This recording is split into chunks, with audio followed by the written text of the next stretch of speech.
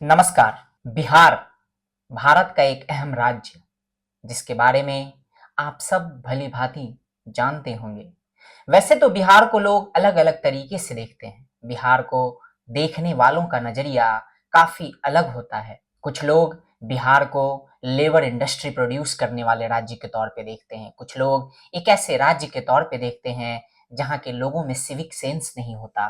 कुछ लोग एक ऐसे राज्य के तौर पे देखते हैं जहाँ के लोग अनकल्चर्ड हैं। कुछ लोग बिहार को माफियाओं के राज्य के तौर पे, अपराध के राज्य के तौर पे, जंगल राज्य के तौर पे देखते हैं।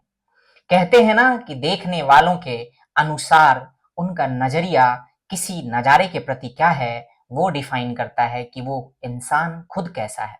लेकिन मैं आज बिहार के उन सारे दृष्टिकोणों के बारे में बात नहीं करूंगा। मैं आपको बताऊंगा कि आखिर ये जो नजरिया है वो कैसे बदला, क्योंकि बिहार वो राज्य है जो कभी मगध हुआ करता था, और मगध जिसने अफगानिस्तान से लेके कश्मीर और कश्मीर से कन्याकुमारी तक और पूरब में द्वारका से लेके पश्चिम में पुरी तक, इन सभी जगहों पे उसी बिहार के मगध का राज्य हुआ करता था। आप सबको पता होगा, आप भली भांति परिचित होंगे इतिहास के बारे में कि मगध साम्राज्य और उसमें भी मौर्य साम्राज्य, मौर्य वंश ने मगध राज्य के तौर पे पूरे भारत को एकीकृत करने में काफी हद तक सफलता प्राप्त की थी।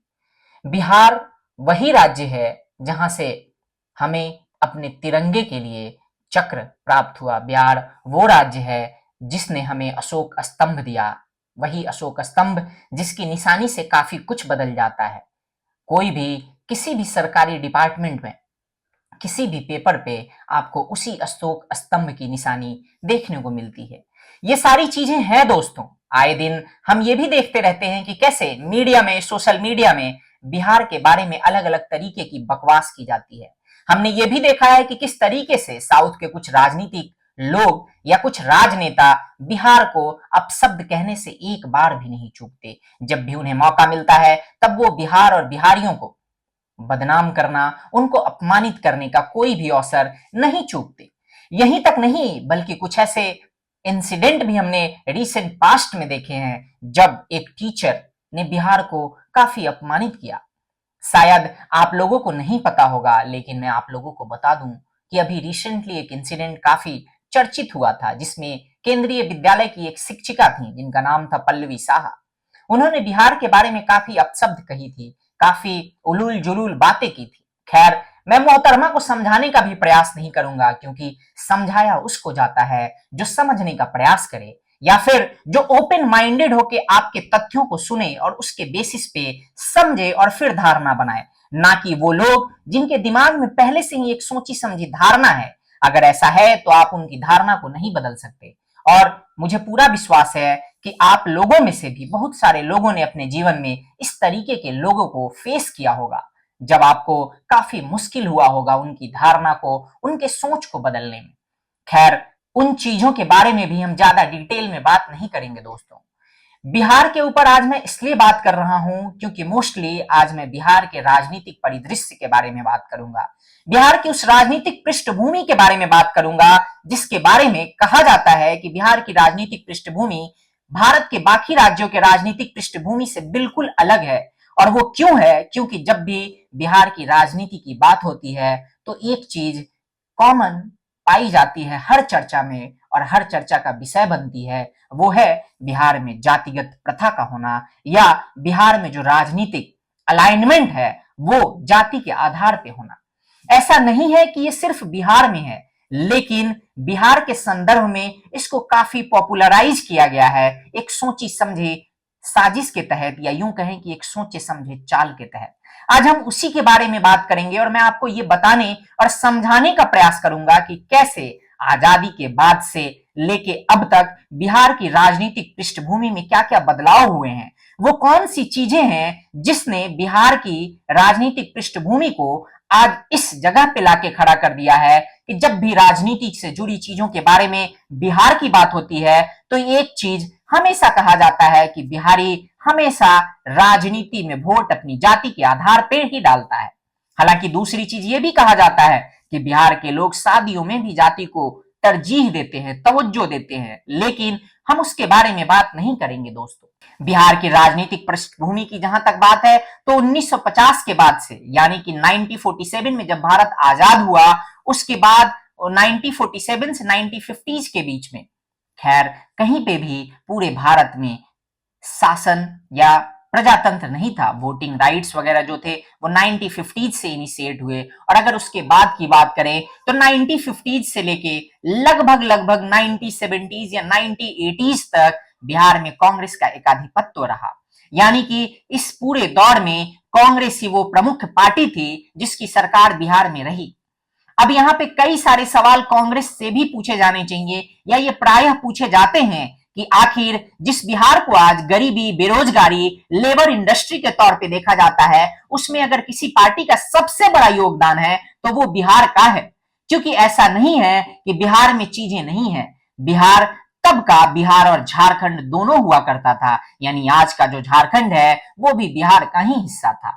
अगर उस दौर को देखें आप, झारखंड और बिहार को एक करके देखें, तो बिहार में, तब के बिहार में काफी सारे मिनरल्स पाए जाते थे, कोयला हुआ करता था, और भी कई तरह के ऐसे रिच मिनरल्स बिहार की उस भूमि में मिलते थे, जिसका दोहन तो कांग्रेस की सरकार ने किया, लेकिन कभी भी ये सोच नहीं रखी कि उस के बदले में बिहार को कुछ दिया जाए, बिहार के लोगों का विकास किया जाए, बिहार का इकोनॉमिक डेवलपमेंट हो, बिहार का इंफ्रास्ट्रक्चर डेवलपमेंट हो। उन्होंने सिर्फ इस बात पे फोकस किया कि कैसे बिहार की जो जाति प्रथा है, जिसका मुद्दा बना के वो वोट बैंक के तौर पे उसे यूटिलाइज कर सकते हैं, उसे कैपिटलाइज कर सकते हैं, उन्होंने बस उसी पे फोकस किया और उसी को किया। ये तो तब की कहानी है जब बिहार में कांग्रेस का शासन हुआ करता था, बिहार में कांग्रेस का आधिपत्य हुआ करता था। इसी बीच में बिहार में कुछ ऐसे लीडर भी उभरे जिन्होंने बाद में बिहार की राजनीति को काफी हद तक बदलने का प्रयास किया। हालांकि वो किस मायने में बदला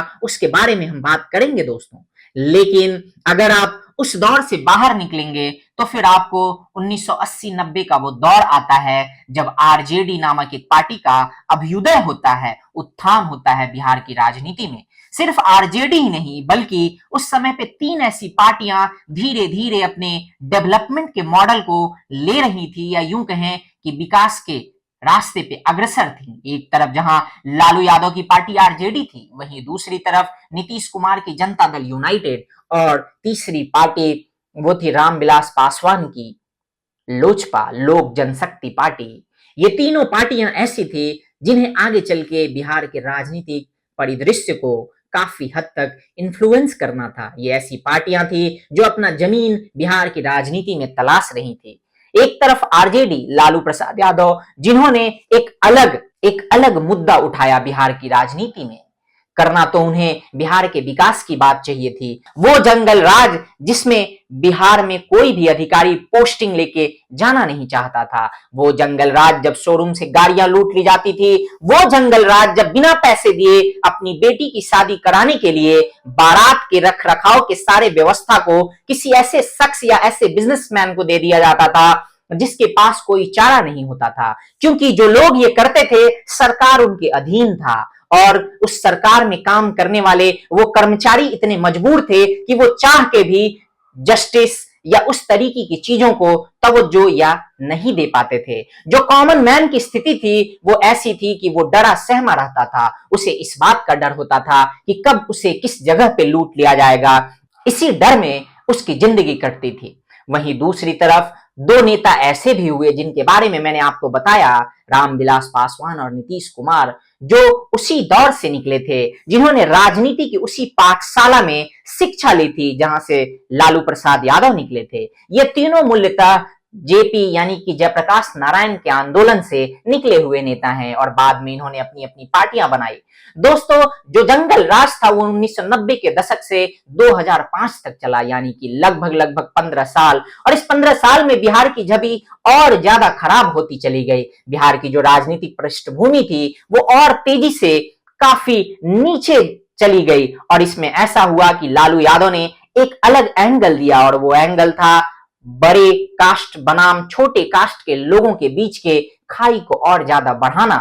याद कीजिए, मुझे नहीं पता कि आप में से कितने लोग इस बात को जानते हैं या नहीं जानते कि वो लालू प्रसाद यादव ही थे जिन्होंने ये नारा दिया था, भूरा बाल साफ करो। और उस जंगल राज में इतने भयावह तरह के जघन्य अपराध हुए जिसकी श्रेणी में बिहार कभी टॉप कर गया था। लोग, जैसा कि मैंने आपको बताया, वहां जाने से घबराते थे। और उस दौर में जो लेबर इंडस्ट्री प्रोड्यूस करने का एक सिस्टम शुरू हुआ, जिसके वजह से लोग बिहार से पलायन करने लगे, उसके कई सारे कारण थे, लेकिन मूलतः जो मुख्य कारण थे वो थे, एक तो अपराध का बढ़ना, जिसके वजह से लोगों में भय का माहौल था। लोग दहशत और डर के साए में अपने घर बार को छोड़ के दूसरे राज्यों में पलायन करने के लिए बाध्य थे। वहीं दूसरी तरफ उनके पास बेरोजगारी की समस्या थी, क्योंकि लालू यादव ने सिर्फ बड़े जातियों और छोटे जातियों के बीच में खाई पैदा की, लेकिन इससे इतर उन्होंने बेरोजगारी की उस खाई को भी पैदा की। हालांकि चाहिए तो उन्हें यह था कि वो उस बेरोजगारी की खाई को पाटते, वो बिहार में नए रोजगार लाते, लेकिन उन्होंने ऐसा नहीं किया। उनके राज में कई सारे घोटाले देखने और सुनने को मिले। वहां से फिर जनता का जो रुझान था वो धीरे धीरे लालू प्रसाद यादव की उस खोखली राजनीति से, उनका जो ट्रस्ट था वो टूटने लगा। और इसी बीच में नीतीश कुमार उभर के आए। नीतीश कुमार, जिन्होंने बिहार के लोगों को एक होप दी। और ये कहना बिल्कुल गलत नहीं होगा कि नीतीश कुमार जब 2005 में पहली बार विधानसभा का चुनाव जीत के आए थे, तब बिहार के लोगों को एक उम्मीद की किरण दिखी थी। और बहुत हद तक उन्होंने बिहार में सुशासन की व्यवस्था को लागू करने का प्रयास किया, बल्कि उसमें वो सफल भी रहे, जिसमें उन्होंने कई सारे मूलभूत आवश्यकताओं पे काम किया, जैसे कि सड़क, बिजली, पानी, सुशासन, इन सारी चीजों पे उन्होंने सतत तरीके से काम किया। और यही कारण था कि नीतीश कुमार को सुशासन बाबू का नाम दिया गया। और वहां से फिर बिहार लगभग लगभग थोड़ा बहुत चेंज हुआ और चेंज की तरफ अग्रसर हुआ। इसी बीच में वो चेंज कहीं अटक या लटक गया और ऐसा लगा कि वापस से बिहार उसी दौर में पहुंच गया है। फिर नीतीश कुमार क्रमशः बिहार की राजनीति में बने रहे। वो 2005 से अभी तक बिहार के मुख्यमंत्री हैं, अगर विगत 1-2 महीने या कुछ समय को हटा दें तो। लेकिन पहले टर्म के बाद कभी ऐसा देखने को नहीं मिला कि नीतीश कुमार ने वाकई बिहार की जनता में कुछ बदलाव लाने के लिए या कुछ विकास करने के लिए जिस उद्वेग से उन्होंने शुरुआत की थी उसको वो बनाए रखते। इसी बीच में उनका बार बार पार्टियां पलटना सत्ता में बने रहने के लिए, जिसके वजह से जनता के बीच उनकी एक जो छवि बनी और जिसके बदले में उन्हें पलटू चाचा का नाम दिया गया। और ऐसा लोग कहने लगे कि नीतीश कुमार कभी भी पलट सकते हैं। हालांकि ये उपनाम अगर नीतीश कुमार को दिया जाता है या उनको इस नाम से बुलाया जाता है, तो नीतीश कुमार के साथ साथ उनके पार्टी के कई सारे नेताओं को काफी प्रॉब्लम होता है, काफी उन्हें बुरा लगता है। लेकिन चूंकि ये नाम उनके कार्यों से मिला है, उनके कारनामों से मिला है, तो मुझे लगता है कि उन्हें शायद इससे परेशान नहीं होना चाहिए। हालांकि उन्हें इस बात पे ज्यादा फोकस करना चाहिए कि नीतीश कुमार सतत वहीं बने रहें जहां अभी वो हैं, जिससे कि उनकी इमेज में कुछ सुधार हो सके। इसी बीच में दोस्तों, भारतीय जनता पार्टी ने भी धीरे धीरे बिहार में अपना पैठ बनाना शुरू कर दिया था। तो एक तरफ जहां लालू प्रसाद यादव की आरजेडी थी, नीतीश कुमार की जनता दल यूनाइटेड और रामविलास पासवान की लोक जनशक्ति पार्टी, वहीं दूसरी तरफ भारतीय जनता पार्टी भी बिहार में लगभग लगभग अपनी जमीन तलाश चुकी थी। और होना ये था, बल्कि राजनीतिक गलियारों में और मीडिया के चर्चाओं में ये सरेआम चर्चाएं थी कि शायद अब भारतीय जनता पार्टी बिहार में अपना एकाधिपत्य जमा लेने में सफल होगी। लेकिन ऐसा हुआ नहीं, क्योंकि जनता दल यूनाइटेड और भारतीय जनता पार्टी की जो गठबंधन थी, उसमें भारतीय जनता पार्टी के उस दौर के नेता, जब अटल बिहारी वाजपेयी और लाल कृष्ण आडवाणी भारतीय जनता पार्टी का कमान संभाल देते थे, उन्होंने अपनी पूरी ट्रस्ट और अपनी पूरी विश्वसनीयता नीतीश कुमार में दर्शाई। और यूं कहें कि उन्होंने नीतीश कुमार को बिहार में एक मुख्यमंत्री के चेहरे के तौर पे, बल्कि पूरे बिहार के एक नेता के तौर पे प्रोजेक्ट किया, एक ऐसे नेता के तौर पे प्रोजेक्ट किया जो लालू यादव को रिप्लेस कर सकते थे, जो लालू यादव को रिप्लेस कर सकते थे। और उन्होंने किया भी ऐसा ही कुछ। और हुआ यूं कि भारतीय जनता पार्टी हमेशा छोटे भाई की भूमिका में बनी रही। बिहार की राजनीति में एक दौर आया नरेंद्र मोदी के दिल्ली में प्रधानमंत्री बनने के बाद का काल जो शुरू होता है 2014-15 में, जिसके बाद लोगों को ये उम्मीद थी, बिहार के लोगों को, कि शायद बिहार का विकास होगा। लेकिन इसी बीच में नीतीश कुमार ने पलटी मार ली और वो एक बार फिर से आरजेडी से जा मिले, जिसके वजह से जो विकास की उम्मीद बिहार के जनता को थी, उसमें कहीं ना कहीं विराम लगा। और इसी तरीके से क्रमशः बिहार की राजनीति उलट पुलट के साथ नीतीश कुमार जी के सेंटर में बने रहने के साथ, मुख्यमंत्री बने रहने के साथ चलती रही। और समय आ गया 2025 जिसमें बिहार विधानसभा का चुनाव होना है। आप सबको पता है कि बिहार विधानसभा का चुनाव अक्टूबर नवंबर में होना है।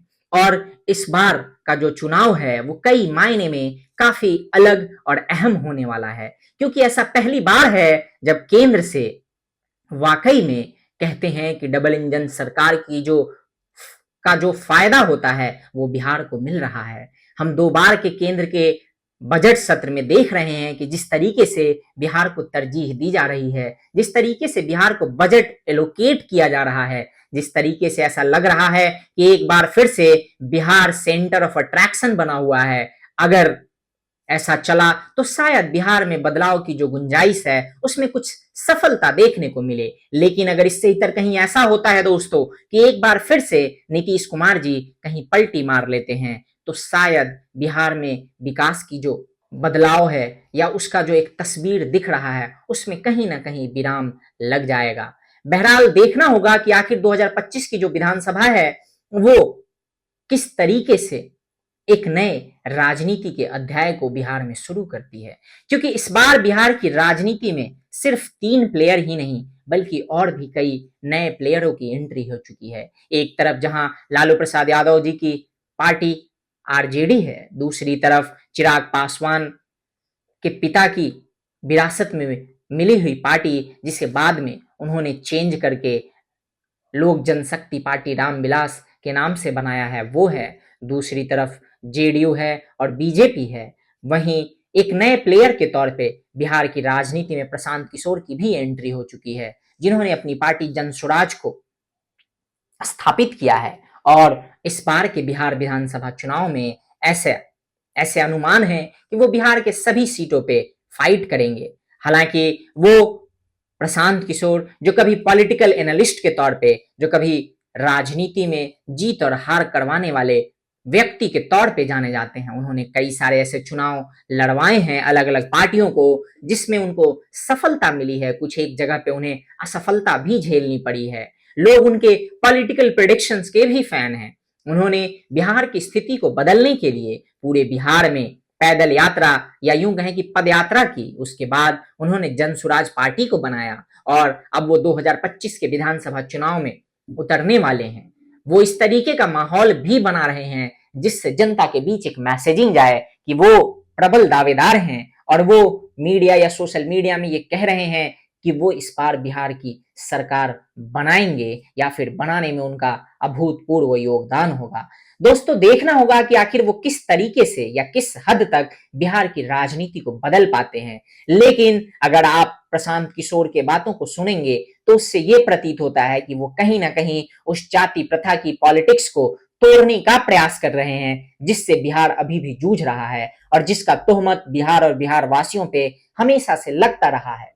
खैर देखना होगा कि आखिर वो इसमें कितना कामयाब हो पाते हैं, उनको कितनी सफलता मिलती है या फिर उन्हें असफलता हाथ लगती है। लेकिन इस बार का जो विधानसभा चुनाव होगा वो कई मायने में बिहार की दिशा और दशा को तय करेगा। और जब मैं ये कह रहा हूं तो मैं इस विश्वास के साथ कह रहा हूं कि जिस तरीके से केंद्र के बजट सत्र में बिहार को बजट एलोकेट हो रहा है, उसको देखते हुए जिस इंफ्रास्ट्रक्चर डेवलपमेंट की उम्मीद है, जिस इकोनॉमिक ग्रोथ की उम्मीद है, जिस तरीके से रोजगार सृजन की उम्मीद है, अगर उसमें बदलाव होता है तो शायद वो गति रुक जाएगी। जिस उम्मीद में बिहार के लोग हैं उनके उम्मीदों पे भी कहीं ना कहीं कुछ विराम सा लग जाएगा या उनकी उम्मीदें टूटेंगी। देखना होगा दोस्तों कि आखिर इस बार का बिहार विधानसभा चुनाव किस करवट बैठता है और किन को सफलता मिलती है और किन को असफलता हाथ लगती है। हालांकि अलग अलग पॉलिटिकल एनालिस्ट की माने, अलग अलग जो प्री पोल होते हैं उनकी माने, तो उसमें कुछ लोग ये कह रहे हैं कि भाजपा और जदयू गठबंधन बिहार में सरकार बनाएगी। वहीं दूसरी तरफ कुछ ऐसे लोग भी हैं जो ये कह रहे हैं कि आरजेडी या इंडिया अलायंस गठबंधन बिहार में सरकार बना सकती है, लेकिन सरकार किसकी बनेगी ये तो चुनाव के बाद तय होगा। लेकिन अभी की जो स्थिति है उसको देखते हुए सिर्फ यही कहा जा सकता है कि सबके अपने अपने इरादे हैं और सबके अपने अपने वादे हैं। कौन सी पार्टी किस इरादे और किस वादे के साथ सफल होगी ये तो समय बताएगा। लेकिन अभी के लिए बस इतना ही। मिलते हैं अगले वीडियो में। टिल देन, जय हिंद, जय भारत, नमस्कार।